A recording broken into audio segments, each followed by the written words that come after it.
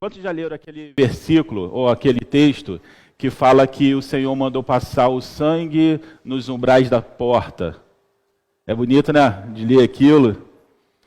Você percebe que o povo ficou protegido enquanto a morte estava acontecendo lá fora. Mas e quando isso acontece de verdade na sua vida? Quando isso acontece no seu dia a dia?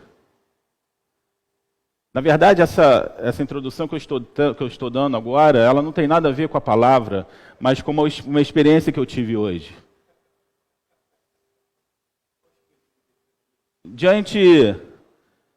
É a primeira vez que eu vejo uma operação aqui na frente, e os tiroteios, é a primeira vez que eu vejo isso aqui. E eu estava sentado ali, ouvindo os tiros, aquela coisa toda, de repente eu lembrei, meu filho está vindo para cá. Meu filho Gabriel, de 11 anos, está vindo para cá. Me levantei e fui falar com a Adriana. A Adriana já estava no telefone, porque ele estava preso lá fora. Enquanto os tiros estavam acontecendo, ele estava preso lá fora. Ele, o genro do pastor, o filho do genro do pastor, a Rose, todo mundo lá fora. E a primeira coisa que vem na cabeça, né, é o seguinte, cara, eu preciso ir lá buscar meu filho para protegê-lo aqui dentro. E a Adriana falou assim para mim, não vai lá fora. Eu não quero saber de não ir lá fora, eu vou lá fora. Meu filho está lá fora. E aí eu fui lá fora, falei com o policial, falei assim, cara, meu filho está naquela loja de vidro ali na frente. Posso pegar o carro aqui e ir lá buscá-lo? E o policial falou assim, cara, você não pode. Porque para eu passar ele tinha que tirar o carro dele. Você não pode. Até porque aonde o seu carro vai passar é onde os tiros estão pegando. Mas eu não estava preocupado com isso. Mas mesmo com toda a preocupação, eu voltei para cá, porque eu não tinha o que fazer. E é nesse momento em que Deus protege os seus. Quando você não tem o que fazer. E eu vim para cá e fiquei esperando. Claro, a gente tem fé, a gente acredita, mas é inútil dizer que o medo não vem no coração, principalmente quando é alguém que você ama. E aí, passou-se alguns minutos, a Adriana, eu falo com o Bismarck, e o Bismarck fala assim, olha, eu já passei daí e vou pegar um táxi para ir para casa. O coração ficou mais tranquilo. 5 minutos depois, Gabriel me liga, e eu falo assim, cara, tudo bem? Tudo bem. Eu quero avisar que eu já estou no táxi indo para casa. E eu brinquei com ele e falei assim, ficou com medo não, ficou? Aí ele deu aquela pausa ali, só um pouquinho. Conhecendo ele, eu sei que ele ficou com muito medo. Mas nós estamos em Páscoa e os nossos são protegidos. Alguns minutos depois, a Rose também chegou e o Senhor protegeu todos. E sabe qual é o melhor disso tudo? Não teve um único esforço do meu braço. Deus, Ele quer falar conosco. Às vezes a gente pede experiência. Senhor, eu quero ter experiências contigo. Ele te dá experiências. Mas quando você está passando naquelas experiências, às vezes é meio... Tem que respirar fundo, não é verdade? Mas o Senhor tem nos abençoado. É a aprovação. Por isso que eu falo, leia aquele texto. Passou o sangue nos umbrais da porta, as pessoas estavam protegidas. Parece que é muito romântico, né? Mas vai viver isso na realidade para ver se é romântico, meu irmão. Precisamos parar de olhar para a Bíblia como um livro romântico e precisamos olhar para a Bíblia como algo real, como algo do dia a dia. Eu estava meditando na palavra que eu gostaria de compartilhar com vocês nessa manhã e um filme me veio à cabeça, uma cena de um filme me veio à cabeça, eu também gostaria de compartilhar com vocês. O filme em questão é Lágrimas do Sol, não sei se vocês já assistiram. E conta mais ou menos a história assim, é um grupo de soldados que tem a missão de resgatar algumas pessoas, uns voluntários que estão trabalhando na África. E no desenrolar da história, eles vão resgatar aquelas pessoas, mas o resgate ele se complica. E num determinado momento, o comandante daquele grupamento liga para o comando e fala assim, precisamos de um resgate aéreo, porque nós estamos sendo perseguidos por centenas de soldados. E a resposta que ele recebe é a seguinte, nós não temos como te dar o apoio aéreo. A única solução é, abandone esse pessoal na mata e salve a vida de vocês. O tenente, comandante daquele grupamento, ele reúne seus homens, se não me engano, acho que eram 6 homens, ele reúne os seus homens e fala assim, eu recebi a ordem de abandonar essas pessoas, mas eu digo que eu não vou fazer. E como nós estamos prestes a entrar numa fria, eu gostaria de saber o que cada um de vocês pensam. E cada soldado foi falando o que pensava, aquela coisa toda, e aí um soldado fala uma coisa que me chamou a atenção. Ele fala assim, não dá mais para olhar para essas pessoas como um pacote. Eu vou levá-los até a fronteira de Camarões, ou vou morrer tentando. Quando ele fala pacote, geralmente os militares, principalmente em filmes, usa a nomenclatura pacote para as pessoas que vão ser resgatadas. Eu acho que é uma forma de ter um distanciamento ali emocional. É apenas um pacote, não tem, sabe? E aquilo ali me chamou a atenção porque a palavra de Deus diz, Jesus vai falar uma palavra que ele fala assim, o bom pastor, ele dá a sua vida pelas ovelhas. No entanto, o mercenário, no primeiro risco que ele percebe, ele abandona as ovelhas à sua própria sorte. Isso me fez pensar. Isso me fez questionar. Me fez questionar como eu, Marcos, que vivi a vida inteira dentro da igreja, que tive a oportunidade de ler de Gênesis a Apocalipse algumas vezes na minha vida, eu me perguntei, como eu estou olhando para o meu próximo? Será que eu estou olhando como um pacote, onde as pessoas que vêm até mim, eu tenho apenas a missão de falar ou transmitir alguma coisa, mas eu não tenho nenhum relacionamento com essas pessoas? Eu apenas eu só quero cumprir a minha missão. Será que eu estou olhando para as pessoas dessa forma?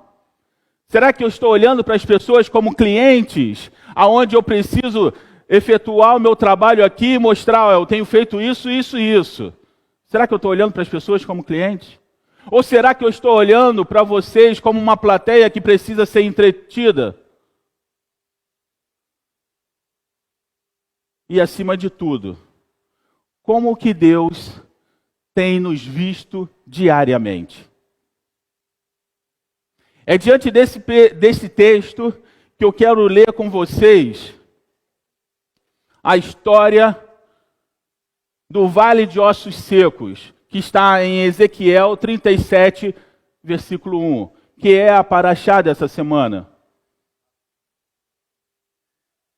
Mas que eu gostaria que vocês entendessem o contexto dessa história. Ezequiel foi um profeta que viveu na época em que Judá havia sido derrotado e estava sendo levado cativo. Ele estava vivendo naquela época, ele estava ainda sendo usado por Deus para falar com Judá. E é nesse contexto de cativeiro, é nesse contexto de derrota, é nesse contexto de destruição de Israel, que o profeta vai ter essa visão e começa assim. Veio sobre mim a mão do Senhor, e ele me fez sair no espírito do Senhor, e me pôs no meio de um vale que estava cheio de ossos. A visão do vale de ossos secos era a forma como Deus estava vendo Judá e Israel. Porque a palavra de Deus ele vai dizer em Salmos 32, 5, a palavra de Deus vai dizer que o pecado, ele faz com que os nossos ossos se apodreçam. Então Deus estava olhando para Judá e para Israel como uma nação, como um povo pecador, extremamente pecador, ao ponto de seus ossos estarem que? Secos. E olha o que diz em Salmos 32, 5, 32, 3. Diz assim: enquanto calei os meus pecados, envelheceram os meus ossos pelos meus constantes gemidos todo dia. Porque a tua mão pesava dia e noite sobre mim, e o meu vigor se tornou em sequidão e estio. Confessei o meu pecado e a minha iniquidade, não mais pude ocultar. Confessarei ao Senhor as minhas transgressões, e tu perdoaste a iniquidade do meu pecado. Então o salmista está dizendo que o pecado fazia com que os ossos ficassem o quê? Secos. Quando lemos esse texto do Vale dos Ossos Secos, qual é a primeira coisa que as pessoas geralmente falam? Que se atentam. Geralmente não se atentam muito no Vale dos Ossos Secos, se atentam mais adiante, onde o Espírito de Deus começa a reconstruir os corpos, e o Espírito de Deus vem sobre as pessoas e cria um exército. Isso é maravilhoso, mas espere um momento. Existe um vale de ossos secos, e por que chegou a esse ponto? Não há um avivamento se nós não entendermos por que há um vale de ossos secos. Não há uma reconstrução se nós não entendermos por que há um vale de ossos secos. E o Senhor está nos ensinando nessa manhã que os ossos secos, ele vem proveniente do pecado do homem que se afastou de Deus. Eu lembro que quando eu era mais novo e quando eu li esse texto, a minha ideia era que esse campo de ossos secos era um lugar onde havia sido tido uma batalha e vários soldados haviam morrido ali e tinha aquele monte de ossos secos. Eu tinha essa visão, mais uma vez, aquela visão romântica da situação, mas não era isso. Não era isso. Deus estava dando a oportunidade do profeta de ver através dos seus olhos como ele estava olhando o povo. O profeta estava olhando através da perspectiva de Deus, de como Deus estava olhando para o povo. Um povo de ossos secos. Engraçado que quando Davi ele peca e ele faz uma oração, é uma das orações que me chama muito a atenção, ele fala uma coisa extraordinária. Ele diz assim: Senhor, não retire de mim o teu Espírito. Senhor, não retire de mim o teu Espírito. É fácil entender por que Davi está pedindo isso? Quem sabe me responder, tirando o pastor Paulo? Porque é o Espírito Santo de Deus que nos convence do pecado, da justiça e do juízo. Quando você não tem o Espírito, você se torna insensível para o pecado. E quando você se torna insensível para o pecado, ele vai te consumindo. É mais ou menos, quem lembra do Sméagol aí do Senhor dos Anéis? Lembra como ele era bonitinho, quando ele achou o anel? E a convivência com o anel foi desfigurando ele, foi transformando ele numa criatura medonha, aonde ele não conseguia nem se relacionar mais com as pessoas. Ele ficava numa caverna porque era o lugar onde ele se sentia bem. Isso é o pecado, meu irmão.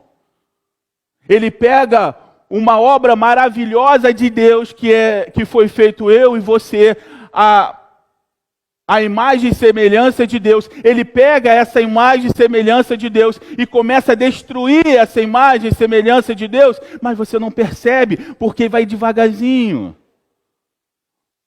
É o famoso não tem nada a ver. Isso não tem nada a ver, isso não tem nada a ver. E aquilo vai te corroendo, ao ponto dos seus ossos ficarem secos. Mas Davi tinha uma preocupação: Senhor, não retire de mim o teu Espírito. Uma preocupação que os últimos reis de Judá e de Israel não tiveram. Esses reis não tiveram essa preocupação. O vale de ossos secos, ele não é algo desconectado na Bíblia. Preste atenção, nada na Bíblia está por acaso e nada está desconectado. O vale de ossos secos, ele vai ter uma origem numa visão que Ezequiel vai ter antes dessa visão. Sabe qual é a visão? E eu diria que é a visão mais perturbadora da Bíblia. O vale de ossos secos, ele vai ter origem numa visão em que o profeta vê a glória de Deus abandonar o templo e, consequentemente, abandonar Judá. A partir dali começou o Vale dos Ossos Secos, porque ele vê a glória de Deus abandonando o templo, ele vê a glória de Deus, o Espírito de Deus abandonando, e isso responde uma pergunta que eu tinha há muito tempo: como que poderia os soldados babilônicos ter entrado no templo, ter roubado todos aqueles utensílios sagrados e não terem sido fulminados? Isso responde porque o templo, uma vez que o Espírito de Deus abandonou, era apenas um lugar de madeira, de ouro, bonitinho, mas não tinha mais nada. Era apenas construída de metais preciosos, de madeira, mas não tinha mais nada.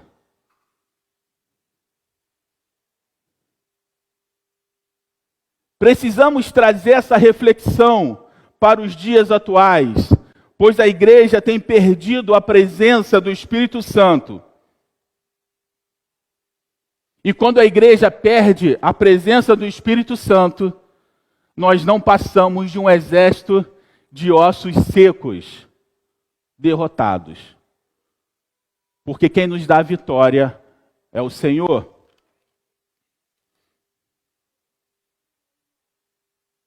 Principalmente porque quem convence o homem do pecado, da justiça e do juízo é o Espírito Santo de Deus.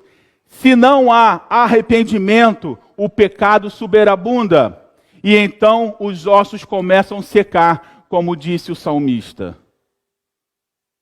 Se não é o Espírito Santo de Deus, o pecado ele vai superabundar, e os nossos ossos vão secar, assim como disse o salmista. E ele continua assim: e me fez passar em volta deles, e eis que era muito numeroso sobre a face do vale, e eis que estava sequíssimo. Preste atenção, que não estava apenas seco, estava sequíssimo.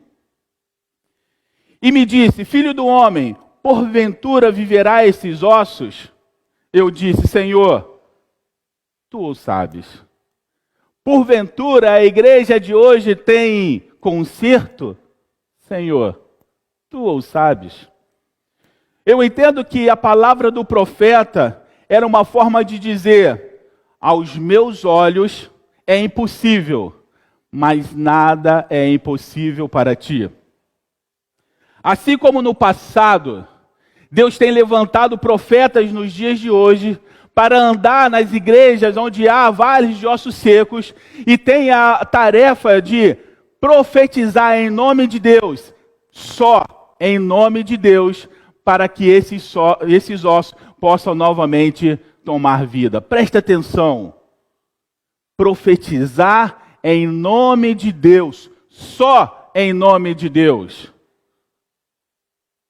Existem muitas profecias das quais as pessoas estão falando que o seu coração está cheio. Existem muitas profecias que as pessoas estão falando para serem aceitas, mas a palavra de Deus diz: só a palavra de Deus traz vida ao ser humano.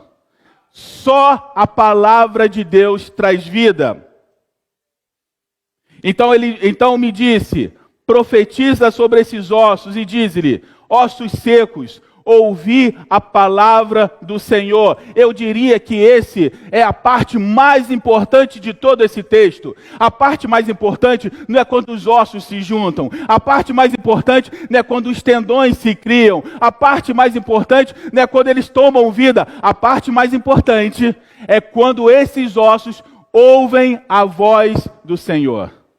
Ouvem a palavra do Senhor. E ele continua: assim diz o Senhor Deus a estes ossos: Eis que farei entrar em vós espírito, e vivereis. E porei nervos sobre vós, e farei crescer carne sobre vós, e sobre vós estenderei pele, e porei em vós o espírito, e vivereis e sabereis que eu sou o Senhor. Então profetizei como me deu ordem, e houve um ruído, enquanto eu profetizava, e eis que fez um rebuliço, e os ossos se achegaram, cada osso a seu osso. O Senhor, Ele quer trazer ordem à igreja novamente. Existe muita mão fazendo trabalho de pé. Existe muitos pés que estão fazendo trabalhos de mãos. E eles estão se destruindo mutuamente e não conseguem construir nada. Sabe por quê? Porque existe uma cabeça que tem se apossado da glória do Senhor. Existem cabeças, não é uma cabeça, existem cabeças que têm se apossado da glória do Senhor. Ao invés de entregar a Deus toda a honra e toda a glória do que tem sido feito, essas cabeças têm pegado essa glória para si mesmo. E quando homens pegam essa glória para si mesmo, eles têm construído uma estátua que Daniel vai ver. Uma estátua que Daniel lá na frente vai ver. Mas preste atenção, essa estátua, ela vai ser destruída pela rocha que vem do céu. Porque toda honra e toda glória pertencem ao nosso Senhor. Ouçam o que o Espírito diz nessa manhã. Todo o trabalho que fazemos nessa casa não é para minha glória, não é para a glória do pastor, e não é para engrandecer o nome da BTY. Todo o trabalho que se faz nessa casa é para a honra e glória do nosso Senhor. Não estamos aqui atrás de aplausos, mas estamos aqui para naquele grande dia, quando nós nos apresentarmos ao Senhor e Ele perguntar quais foram suas obras, nós tivemos o que apresentar? Senhor, essas foram nossas obras. E Ele olhar e passar o fogo e ver que elas não queimaram, porque não estavam motivadas com motivações humanas, mas estavam motivadas em agradar ao Senhor. Toda a honra e toda a glória seja dada ao nosso Deus. E Ele continua, e olhei, e eis que vieram nervos sobre eles, e cresceu a carne, e estendeu-se pele por cima, mas não havia ainda espírito. E ele me disse, profetiza ao Espírito, profetiza, ó Filho do Homem. E disse ao Espírito, assim diz o Senhor Deus, vem dos quatro ventos, ó Espírito, e assopra sobre esses mortos para que vivam. E profetizei como ele me deu ordem. Então o Espírito entrou neles, e vieram, e se apossaram, e se puseram de pé, um exército grande e extremo. O que nós aprendemos aqui? Nós aprendemos que o pastor B pode plantar, o evangelista C pode regar, mas quem dá o crescimento é o nosso Senhor. Quem derrama o Espírito Santo é o nosso Senhor. Não é pela minha vontade ou pela vontade de qualquer outro líder. Quem faz isso é o nosso Deus. E ele continua, então me disse, filho do homem, estas coisas, esses ossos, são toda a casa de Israel. Lembra que eu falei lá no começo? Esses ossos são toda a casa de Israel e toda a casa de Judá. É engraçado que o próprio texto ele nos dá a revelação. Se nós lermos e meditarmos, não era um campo onde soldados haviam morrido. Era a casa de Israel, era Judá que estava naquela situação. E eles dizem, os nossos ossos se secaram e pereceu a nossa esperança. Nós mesmos estamos cortados. Eles tiveram, Israel e Judá, compreenderam que tudo que eles estavam passando é porque o Senhor havia cortado. Porque o Senhor diz que não habitará o profano, o santo e o profano. O Senhor cortou.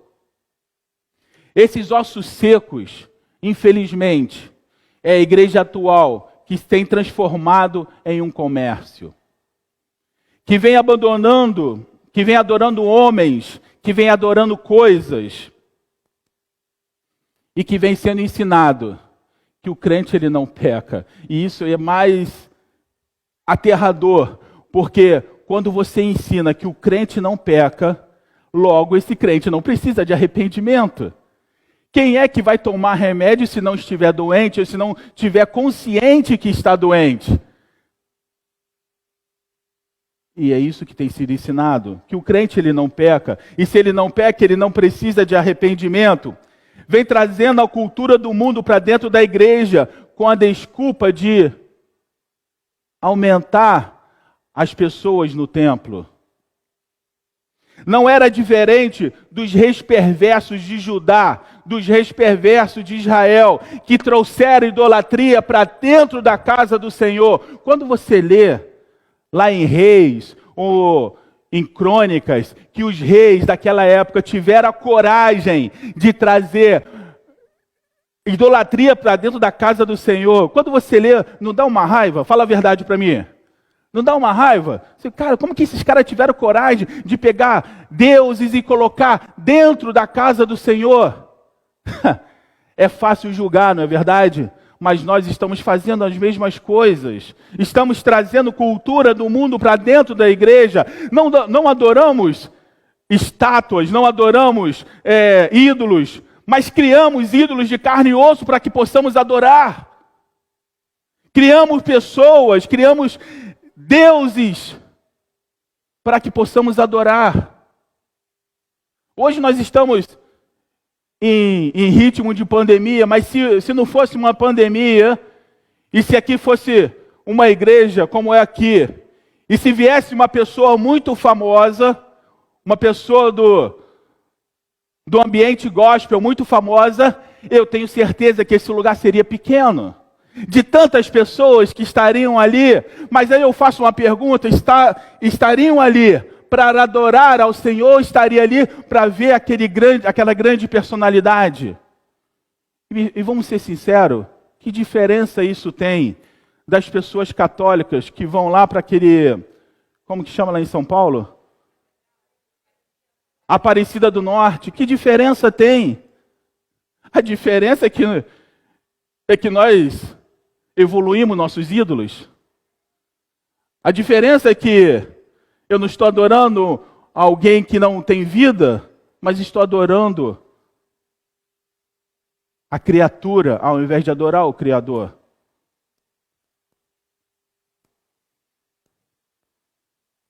A história mais recente vai falar que em um determinado lugar, o Espírito Santo de Deus, eu dou minha palavra para vocês, como eu gostaria de ter vivido naquele lugar. Que o Espírito Santo de Deus se apossou das pessoas, se apossou de um lugar que foi um estrondo na terra, que é estudado até hoje, que é a Rua Azusa, onde o Espírito Santo de Deus fez um tamanho rebuliço naquele lugar. E não precisava de pregadores famosos. Não tinha grandes palestrantes, não tinha rabinos detentores de sabedorias milenares, não. Tinha o Espírito Santo de Deus que usava um homem, Simon. Sabe quem era esse homem? Um ex-escravo. Vou repetir, um ex-escravo. Mas um ex-escravo que se deixou ser usado por Deus, e aquele lugar pegou fogo, as pessoas eram impactadas na rua, elas não precisavam entrar na igreja, elas passavam na calçada e sentiam a glória do Senhor, as pessoas iam para aquele lugar e o Senhor curava, o Senhor ministrava. Meu irmão, eu quero viver algo semelhante a isso, mas presta atenção, não haverá avivamento enquanto não houver arrependimento. Não haverá avivamento enquanto não houver arrependimento. Nós, que somos lavados e remidos no sangue do Cordeiro, nós também pecamos a todo instante. E a cada manhã, como a palavra do Senhor diz, as misericórdias dele se renovam para mim, se renovam para você. Sim, nós que cremos no Senhor, nós que queremos fazer a vontade do Senhor, mas ela se renova, sabe por quê? Porque o apóstolo Paulo vai dizer uma coisa, e grava isso na sua cabeça. O apóstolo Paulo vai dizer: existe uma luta dentro de mim, onde o homem interior é maior do que o homem exterior, e eu fico lutando, porque o que eu quero fazer, isso eu não faço, mas o que eu não quero fazer, isso eu faço. E só o Espírito Santo de Deus, para nos dar força, para que essa guerra seja vencida. O texto do Vale de Ossos Secos é maravilhoso, porque ele é o começo de um avivamento. Mas para que haja avivamento, é necessário que a igreja regresse de onde se perdeu. Para que haja avivamento, é necessário que a igreja regresse de onde se perdeu. Todo o processo de regeneração do Vale de Ossos Secos começa com o profeta ministrando a palavra de Deus. Essa é a nossa responsabilidade. Não é técnicas de falar em público, não é técnicas de oratória que vai trazer vida para você. O que vai trazer vida é a palavra do Senhor. Quem aqui já teve experiência de ouvir uma palavra de uma pessoa que não sabia nem escrever direito, que não sabia nem pronunciar direito, mas quando aquele homem abria a boca, o Senhor ministrava no seu coração de uma forma sobrenatural? Sabe por quê? Porque a palavra diz que Ele vai escolher as coisas mais loucas desse mundo para confundir as pessoas que se acham detentores da verdade. O profeta, ele fala, ele se coloca apenas como um canal, ele não pega a glória de ver visões, de falar com Deus, ele se coloca numa situação onde ele vai pregar a verdade, e muitas vezes esses profetas eram esbofeteados, muitas vezes esses profetas eram mortos, eram presos em cadeias, e eu pergunto para você, aonde está o glamour disso? Aos olhos dos homens não há glamour, mas aos olhos de Deus, os ossos já não estavam mais secos. Aos olhos de Deus, o corpo já tinha sido reconstruído e o Espírito Santo estava fluindo dentro daqueles homens. Quem quer que o Espírito comece a fluir nos nossos corações nessa manhã? Quem está cansado de viver uma vida após a outra, onde você apenas dorme, acorda, repete as mesmas coisas e não há novidade de vida? Isso vai contra o que a Bíblia diz, porque a Bíblia diz que o Evangelho é novidade de vida. E por que eu e por que você não vivemos uma novidade de vida e muitas vezes somos acometidos de depressões?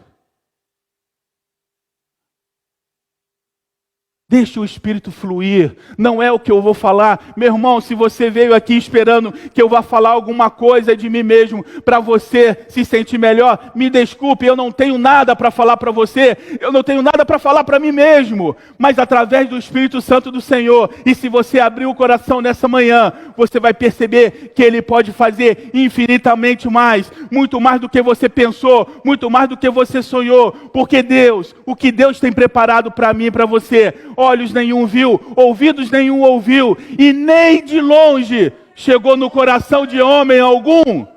E isso não é dos homens, isso é de Deus. Não podemos, não devemos pegar essa glória para nós.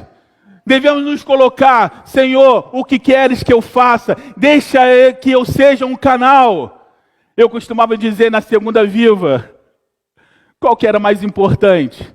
O cano ou a água que passa pelo cano? Qual que é mais importante? Porque se não houver cano, a água vai continuar. Mas se tiver cano e não tiver água, as pessoas morrem de sede. Nós somos apenas o canal, nós somos apenas o cano. A palavra de Deus, ela que vai trazer vida para você. E ele continua assim: portanto, profetize e dize-lhe: assim diz o Senhor Deus, eis que eu abrirei os vossos sepulcros e vos farei subir das vossas sepulturas. Ó povo meu, eu vos trarei a terra de Israel. Preste atenção no que eu vou te dizer. Todo aquele que conhece a verdade tem a responsabilidade de compartilhar essa verdade. Essa semana passada, eu estava conversando com meu filho Gabriel, que tem 11 anos, e eu falei para ele assim: filho, eu vejo que você brinca com as crianças aqui, eu vejo que você se diverte, mas deixa eu falar uma coisa para você. Por direcionamento de Deus, desde que você era pequenininho, eu cobrei que você lesse a Bíblia. E você tem um conhecimento da Bíblia, você conhece as histórias da Bíblia. E se você conhece, você tem a obrigação de passar isso para as outras crianças. Não é algo que você vai guardar para você, sabe por quê? Porque o próprio Jesus disse que quando um talento é dado para alguém, esse talento ele precisa ser negociado, ele precisa ser multiplicado. Mas quando você pega esse talento e você guarda esse talento, você está trazendo maldição para a sua vida, porque até o que você tem lhe será tirado. A responsabilidade de nós que conhecemos a verdade é passar essa verdade. Chega de vir à igreja e sentar no banco e ser apenas uma pessoa ouvinte. Está na hora de sermos as pessoas que vai fazer a diferença na vida. A igreja diz que o mundo está perdido. A igreja diz que tudo está um caos. Mas o que nós, como igreja, como indivíduos, temos feito? Quantas horas do seu dia você tem dedicado para orar por pessoas que você não conhece? Quantas horas do seu dia você tem dedicado para orar por essa nação que está entregue às trevas? Ah, mas a palavra de Deus diz que o mundo jaz no maligno. Sim, mas a nossa função é conseguir trazer um maior número de pessoas para o reino de Deus. O mundo será destruído, mas as pessoas serão salvas através do seu testemunho. Quer fazer a diferença? Seja a bênção na vida de alguém, meu irmão. Quer fazer diferença? Seja bênção na vida de alguém. E eu vou te falar, às vezes esse alguém que você vai ser bênção é a pessoa que mais te odeia, é a pessoa que mais fala mal de você, é a pessoa que mais te persegue. Não! É muito simples, é muito fácil eu ser bênção na vida do pastor porque ele é meu amigo.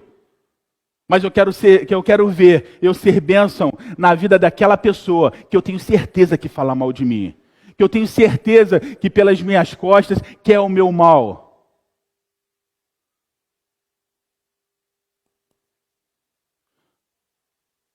A igreja ela precisa parar de ser parte do problema e começar a ser parte da solução. Vou repetir. A igreja precisa parar de ser parte do problema e começar a fazer parte da solução. Vou falar uma coisa para vocês, eu estou sendo gravado aqui, vocês estão aí, e eu peço a Deus que um dia eu tenha a mesma alegria de ter a nomenclatura de pastor, como eu tinha a alegria de ser um militar. Porque, infelizmente, a nomenclatura de pastor, ela hoje está associada a pessoas que roubam, a pessoas que abusam da fé alheia, está associada a pessoas que não têm nenhum critério de honra.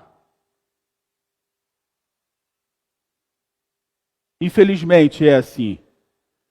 Mas eu peço que o Senhor possa intervir na sua igreja, aonde pastores vão ser vistos como pessoas que vão trazer uma palavra de alento, que vão ser vistos como pessoas que vão apacentar verdadeiramente. Chega de ouvir mercenários, meu irmão. Chega de ouvir mercenários que apenas querem engordar os seus bolsos. Vocês sabem da onde vem a raiz da palavra mercenário? Principalmente nos últimos anos, vocês sabem como funciona? O mercenário, ele ficou muito popular após a Segunda Guerra Mundial. E esses mercenários são soldados sem pátria, que eles lutam pelo país que lhe pagar mais. Isso é a definição de mercenário. Ele não luta por uma causa, ele luta pelo seu próprio benefício financeiro. Infelizmente, muitos, mas só que o Senhor Jesus já havia dito que isso ia acontecer. Muitos virão falando que são pastores, mas não são pastores. São mercenários. Mas que em nome do Senhor Jesus, todos esses mercenários caiam e que a glória do Senhor comece a resplandecer, porque está escrito no livro de Daniel que a pedra que vem do céu, ela vai destruir aquela estátua aonde os homens criaram para o seu próprio deleite, para falar, olha o meu poder, olha a minha grandeza. Mas eu deixo falar uma coisa para você, não existe poder e não existe grandeza maior do que o nosso Deus. Chega de palavras vazias e sem lastro. Meu irmão. Geralmente se usa lastro em termos de economia, não é verdade? Uma nação, ela só pode imprimir o dinheiro referente aos bens, aos valores em ouro que aquela nação possui. Por isso que hoje existe tanto dinheiro sem lastro, porque as nações têm impresso mais dinheiro do que as riquezas que têm. Mas nós, muitas vezes também, nós falamos palavras sem lastro. O que é lastro? Nós falamos de algo que nós não vivemos. Nós queremos ensinar algo que nós não vivemos no nosso dia a dia. Eu costumo dizer que o lugar mais perigoso da terra não é a faixa de Gaza, não é Israel, não é passar no meio do tiroteio. O lugar mais perigoso da terra é aqui, ó. É estar aqui pregando algo que eu não estou vivendo, porque a palavra de Deus diz que nós seremos responsáveis por toda palavra que sai da nossa boca. E se eu digo que a verdade é assim, mas eu me perco, eu estou pregando para a minha própria condenação. Chega de palavras vazias, sem lastro. Pregue sem palavras. Pregue sem palavras. Como que é isso? Pregue com a sua vida. Pregue com as suas atitudes. Isso é pregar sem palavra. Isso é o que vai trazer novamente a credibilidade do corpo de Cristo. Não é pelo muito falar, é pelo que você vive. As pessoas iam atrás de Jesus pelo que ele falava ou pela vida que ele tinha? Pela vida que ele tinha, meu irmão. E aí, como bônus, ainda ouvir as palavras de Jesus. E as pessoas, elas têm seguido pelo que nós falamos ou pelo que nós vivemos? E eu digo para você, eu não quero que ninguém me tome por referencial pelo que eu digo. Eu quero que seja um referencial como servo do Senhor, o Deus Altíssimo. Eu quero que a minha vida, em determinado momento, seja a única Bíblia onde alguém poderá ler. Eu quero que as minhas ações constranjam alguém. E esse alguém fale assim, eu quero servir a esse Deus. Eu quero ser como esse homem. Ah, mas você está falando que as pessoas precisam imitar uns aos outros? Sim. Porque apóstolo Paulo, ele vai falar o quê? Seja meus imitadores como eu sou de Cristo. E aí a igreja, ela inventou uma coisa. Olha, não olha para o homem não, olha para Deus. Olha para o homem em si, porque é o homem que vai trazer a revelação de Deus na sua vida. Quando você fala não olha para o homem, eu estou me tirando toda a responsabilidade. E apóstolo Paulo diz que pregar o evangelho era tão maravilhoso que os próprios anjos queriam fazer isso. Mas foi negado a eles e foi entregue a nós, para que possamos ser pregadores da palavra de Deus.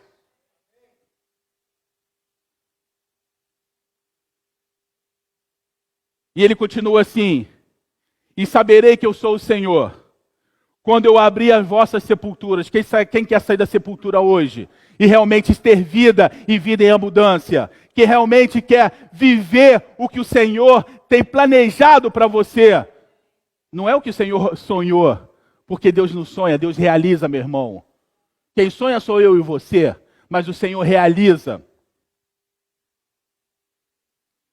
Quando eu abrir os vossos sepulcros e vos fizer subir das vossas sepulturas, ó meu povo, Eu porei em vós o meu espírito, e Osés vai dizer, eis que nos últimos dias derramarei sobre toda a carne o meu espírito, e os velhos profetizarão, as mulheres falarão em língua. Enfim, Deus quer fazer isso. Amém, Ele vai fazer. E porei em vós o meu espírito e vivereis. Está na hora da igreja do Senhor parar de ser uma igreja morta, amém? E ser uma igreja viva que vai trazer vida para todas as pessoas que estão ao lado. E porei em vós o meu espírito, e viverei, e vos porei na vossa terra, e saberei que eu, o Senhor, disse isso, e diz, eu sou o Senhor, e o Senhor possa nos abençoar nessa manhã. Que a palavra dele possa realmente fazer um rebuliço nas nossas vidas. Que possa haver arrependimento. Que possa haver um processo onde nós possamos saber aonde é o nosso lugar no corpo de Cristo. E que o Senhor possa nos usar como canal de bênção para a vida das pessoas. E que possamos realmente ser a expressão de adoração ao Senhor. Amém? Que o Senhor possa nos abençoar. Senhor, nosso Deus, nosso Pai, nós te rendemos graças porque o Senhor tem cuidado das nossas vidas a cada dia. Nós te rendemos graças, Senhor, porque nós, meu Pai, temos recebido o Teu Espírito. E o Teu Espírito tem feito, Senhor, tem trazido vida às nossas vidas. Senhor, que o temor